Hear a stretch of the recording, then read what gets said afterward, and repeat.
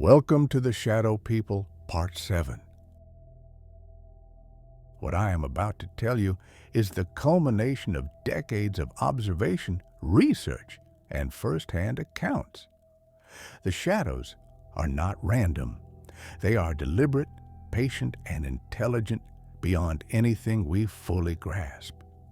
Every corner they appear, every whisper, every object shifted, is purposeful. Over the years, I have pieced together fragments from testimonies, historical records, and modern sightings to form a picture, a truth that is as unsettling as it is elusive. The watchers select targets based on awareness. Children, sensitive individuals, and those attuned to subtle shifts in their surroundings are most often observed. They seem to measure perception, patience, and response. Every encounter carries a test, a warning, a lesson, or a trial of understanding. Those who fail may suffer disorientation, disappear, or return altered. Those who notice but do not panic are sometimes left with fragments, clues, warnings, or knowledge. The connection between fear and presence is undeniable. Fear sharpens perception, but it also invites closer scrutiny. The shadows feed not on terror alone, but on attention, awareness, and the human response to being observed. When fear is met with calm, curiosity, or deliberate observation, the interaction changes. Patterns emerge, movements shift, and sometimes messages are delivered. The watchers communicate in subtle ways, through objects, whispers, shifts in environment, and the bending of time and perception itself. Historical accounts confirm this intelligence. From medieval villages to modern cities, patterns remain consistent. Deliberate observation, selection of sensitive individuals, and subtle manipulation of environments. Military and government awareness hints at acknowledgement of their existence and intelligence, though details are scarce. Missing persons, abduction survivors, and repeated encounters all point to a force that is patient, deliberate, and highly intelligent. Modern acceleration, child, only confirms what I have long suspected. Technology, collective awareness, and changing human perception have made them more visible. Shared experiences, group sightings, and online documentation reveal patterns, thresholds, and rules. The watchers adapt, learn, and respond. Their presence is growing, and their purpose, while still not fully clear, is no longer entirely hidden. What I learn next would finally reveal the purpose behind their watchfulness, and it was something no one could have expected. The watchers do not appear randomly.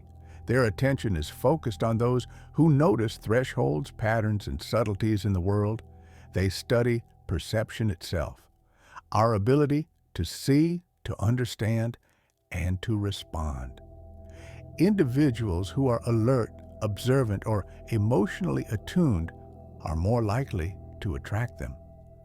The shadows test, measure, and sometimes guide, always patient, always deliberate. Some survivors report that certain behaviors influence interaction. Awareness without panic seems to lessen immediate interference. Observing, noting, and remembering details often brings insight. Objects shifted or arranged subtly are not threats. They are messages, guiding the observer toward understanding. Whispered warnings, reflections that move differently than expected, and patterns in light and shadow all convey meaning to those willing to notice. Fear is a double-edged sword. It sharpens senses, but also invites closer scrutiny. The watchers seem to thrive on observation combined with tension. They do not hunt in the conventional sense, yet their presence is impactful. Those who attempt to confront them directly often find that the shadows anticipate, adapt, and shift in response. The intelligence behind every movement, every shift in space is extraordinary. Historical accounts align with these observations. From ancient villages to modern urban centers, the same behaviors draw attention. Records of missing persons, abductions, and repeated sightings confirm that the watchers select carefully. Their patience spans years, sometimes decades. Observations may be spaced across lifetimes, always building toward some unknown purpose. Some survivors claim understanding fragments of this purpose. The watchers are measuring humanity, testing perception, and perhaps preparing for a broader shift in awareness. They are not mindless predators. They are deliberate observers, and their growing presence in modern life suggests a reason that is only partially revealed to those who endure encounters. And after seeing the patterns for myself, I realized that the methods people have been using to protect themselves were only partially effective until I discovered the approaches that truly work. People have whispered about protection for centuries, but most of what they pass around is superstition. Salt, iron, candles, prayers, none of these frighten the watchers. They observe them the same way a scientist observes a child stacking blocks. The old remedies were never designed for the shadows themselves. They were meant to calm the people who used them. But over the years, a few patterns emerged, small behaviors that seemed to limit how close the watchers approached. Not foolproof defenses, more like boundaries. And boundaries, those matter more than weapons. The first is awareness, not panic, not overreaction, simply paying attention. The watchers tend to withdraw slightly when someone notices specific details. The shift of weight, the angle of a silhouette, the rhythm of movement. It's as if recognizing the pattern forces them to adjust their approach. The second is order. People who keep structured environments, tidy rooms, consistent routines, predictable paths, report fewer close encounters. It's rumored the shadows find it harder to manipulate surroundings when everything has a clear place. They prefer to work in uncertainty. Reduce that, and you reduce their influence. The third is stillness, not freezing in fear, but controlled calm. When a watcher moves closer, those who slow their breathing, lower their heart rate, and hold their posture steady report the best outcomes. It's the opposite of what instinct tells you to do.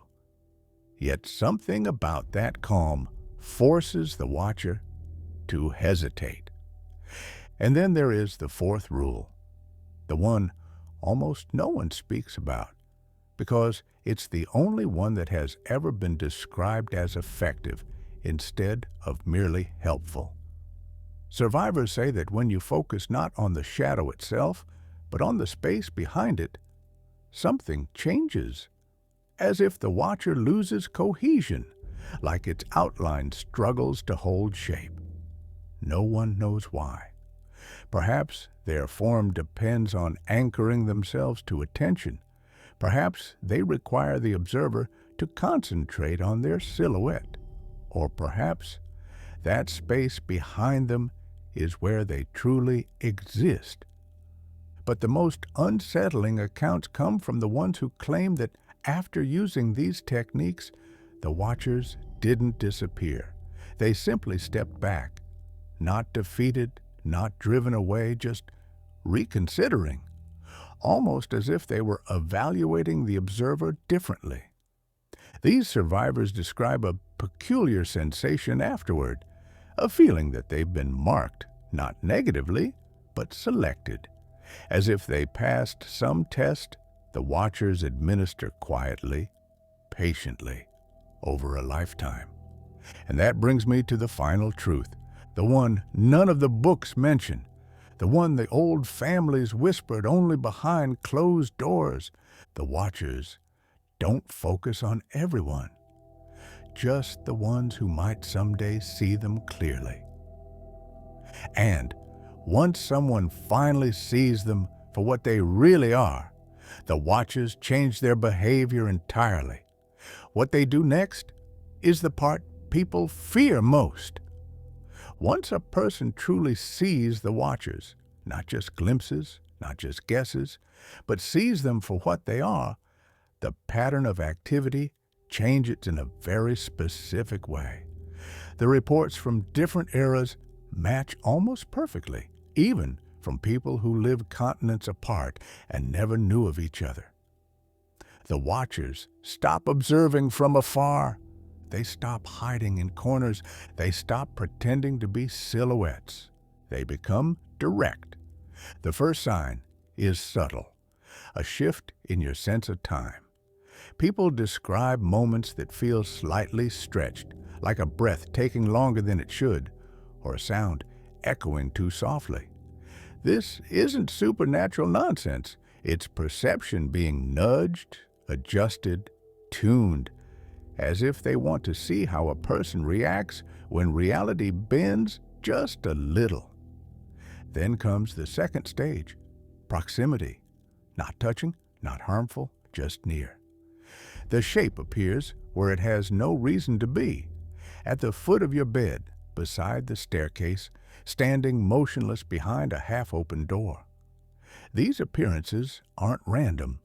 They're placed, deliberate, almost instructional. They are testing how much the mind accepts before it breaks. The third stage is what survivors fear most, the silence test. The watcher appears in a place where you should not logically be able to ignore it. No corner, no dim light, no trick of the eye. And yet it does nothing. It waits.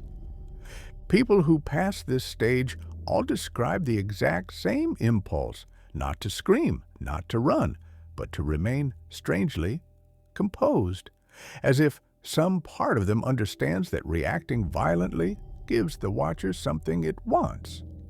The ones who remained calm say the silhouette slowly stepped backward until it blended with the dark, neither threatening nor fleeing, almost respectful. The ones who panicked, their accounts never remain consistent. Gaps in memory, missing hours, rooms shifted, objects misplaced in ways too deliberate to be accidents. It's as if the watchers decide how much a person is allowed to remember. But there is one more stage, the final one. Few have ever described it clearly, and those who did were never the same afterward. Those people saw the watcher without the shadow, not the silhouette, not the outline, the thing behind it. Their descriptions never match except for one detail. The shape behind the shadow had depth, too much depth, more than the room could contain. A wrongness that did not fit into 3 dimensions. And when they perceived this, the world around them flickered as if their mind had glimpsed a layer of existence it was not designed to handle. That is when the watchers stop being judges. That's when they become interested. And that brings me to the last encounter I had, the night I saw what stands behind the shadow, the night I realized why they've been watching me since I was a boy and why they've started watching you. Child, you've been patient through all this, and you deserve to know why I began speaking tonight. It wasn't nostalgia. It wasn't fear. It wasn't even the need to warn you. It was because they're back. I hadn't seen one clearly in almost 20 years, not since your grandmother passed. But 3 weeks ago, just after midnight, the house shifted the way an old ship groans before the sea changes. The air tightened. The lights dimmed, not flickered, just settled lower, like something in the room was absorbing more than its share. I knew that feeling. I'd lived with it as a boy. And when I turned, I saw one standing in the hallway, not lurking, not perched in a doorway, standing in the open, watching me as if I'd kept an appointment I didn't remember making. It was tall, but not unnaturally so. Shoulders slightly forward, head angled like someone studying a painting. No eyes, no face, just the shape. But the silence around it felt heavy, like the room was waiting for something important to be said. I didn't panic. I didn't shout. I simply breathed and said, "It's been a long time." And it nodded. Not a deep nod, not human body language, just the slightest downward movement, enough to prove it understood, enough to show it recognized me. The shape stepped forward once, slow but purposeful, and the floorboards didn't creak. It cast no shadow of its own. It didn't glow. It was simply there, in absolute defiance of what should be visible. The air changed again. A pressure built around my ears, not painful, just undeniable. The same pressure people described in the old asylum records, the precursor to a memory shift. So I focused hard. I held on to every detail. I didn't let the moment slip. The silhouette lifted an arm, smooth, controlled, and pointed toward the living room, toward the old cabinet where I keep my journals. Every encounter, every interview, every truth I've collected over 60 years. It was telling me something, not a threat, not a warning. An instruction. I said, "You want me to pass it on?" The pressure eased. The silhouette lowered its arm. Then it turned, not like a person, not with weight or momentum. It simply pivoted, flat and silent, and walked toward the far wall, not to the door, not down the hall, straight toward the wall. And it didn't disappear. The wall folded around it the way darkness folds when you close your eyes too fast. A soft ripple passed through the plaster, almost like breath. Then it was gone. I stood there for a long time, listening for footsteps or whispers. Nothing came. But the meaning was clear enough. They aren't watching me anymore. They're watching someone else, someone they believe might understand more than I ever could. Someone younger, someone they've chosen. You.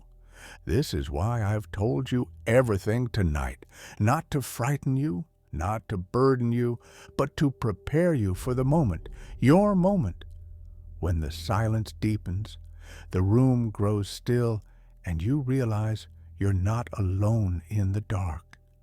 Because after all these years, after all the research and warnings and disappearances, everyone sees one eventually, but only a few are seen back.